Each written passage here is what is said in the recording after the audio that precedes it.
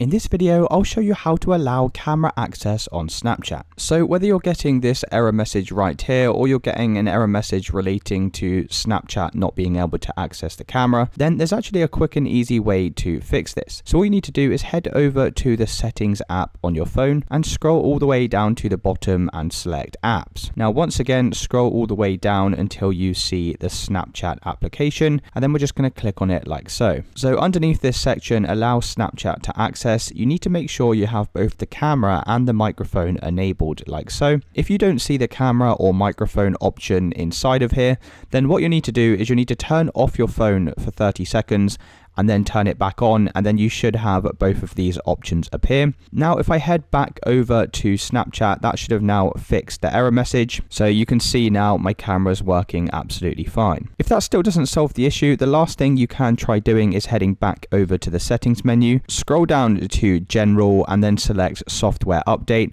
and just ensure you're running the latest version of iOS. Sometimes if you have outdated software, this can also cause this issue. And that's it guys. Hopefully by following all of these steps, that's now fixed the camera access issue in Snapchat. If you did find this video helpful, then please consider dropping a like and subscribing.